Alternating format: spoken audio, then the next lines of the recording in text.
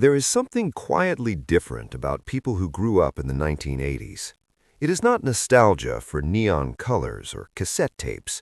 It is not just fondness for arcade games, Saturday morning cartoons, or riding bikes until the streetlights came on.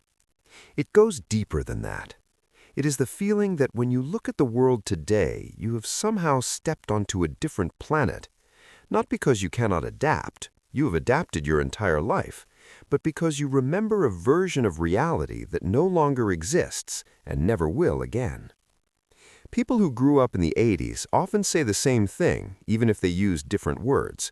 That was the greatest time to grow up. And it is not because life was easier. In many ways, it was not. But it shaped the mind in a way that modern childhood simply does not. You grew up during a narrow window in history, a psychological sweet spot, and only now are researchers beginning to understand what that did to your brain. One of the most defining traits is something psychologists describe as hardwired confidence. Not arrogance, not entitlement, but a deep internal belief that life is something you can face. Look at the world you absorbed as a child. The Cold War was thawing. The economy felt alive. Movies told you that underdogs win. Music told you to fight, to believe, to hold on. Even when things were tough, the cultural message was consistent. The future is open. That matters more than people realize. When your brain develops in an atmosphere of possibility, hope becomes your default setting. That is why today's constant doom, outrage, and endless crisis narratives feel so unnatural to you. You were not programmed for despair. You were programmed for forward motion. Another trait runs just as deep: autonomy. Many people today call it latchkey childhood, as if it were something risky or neglectful. But what it actually produced was independence. You came home to empty houses. You made your own food. You decided how to spend your afternoons. You learned very early that you were capable. There was no one hovering, no constant correction, no one optimizing your development. Because of that, you built an internal compass instead of relying on external instructions. Psychologists now know that children who experience healthy, unsupervised time develop stronger self-regulation and problem-solving skills. In simple terms, you learned how to think for yourself. That is why today you do not panic when there is no clear roadmap. You can plan, adapt, and execute without needing reassurance. What others see as stubbornness is actually self-trust. Then there is the way you learn to want things. In the 80s, desire came with effort. You did not download entertainment. You earned it. You saved coins. You waited. You hoped the movie would not be rented out. You sat by the radio for hours just to hear one song. Something powerful happened inside your brain because of that. Delayed reward trains the nervous system.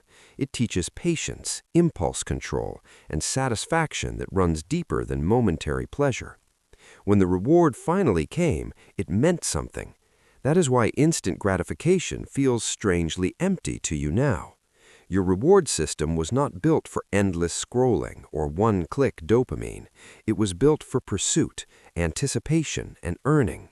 You do not just want things, you know what they cost. There is also a kind of confidence you carry that is hard to explain unless you lived it. Physical world confidence. You grew up in a time when life was tangible, objects had weight. When something broke, it was gone. When you got lost, you figured it out. There was no GPS voice rescuing you, and no cloud backup saving your mistakes. Because of that, you learned resilience in the real world, not the simulated one. You navigated streets, people, and problems with your body and your senses. That kind of learning does not disappear. It settles into your bones. That is why chaos does not rattle you the way it rattles others. You've been lost before and found your way back. Perhaps the most overlooked trait of all is something psychologists now call presence capacity. The 1980s were the last decade before life became performative, before moments were filtered, posted, optimized, and judged. You did not experience life through a screen. You experienced it directly.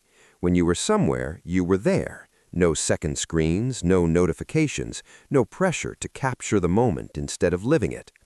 That trained your brain to tolerate stillness, silence, and waiting.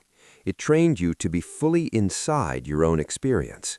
That is why boredom does not terrify you, why quiet does not feel threatening, why you do not need constant stimulation to feel alive. Your attention was not fragmented, it was trained.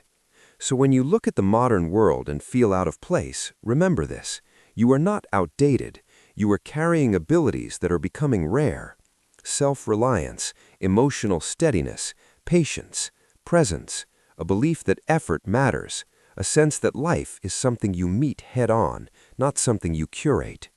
You were raised in a world where childhood was still physical, where freedom did not come with constant surveillance, and where the future still felt like something you could win. That shaped you, and in a world that is increasingly anxious, distracted, and detached, that is not a weakness, it's a quiet kind of strength, and one worth being proud of.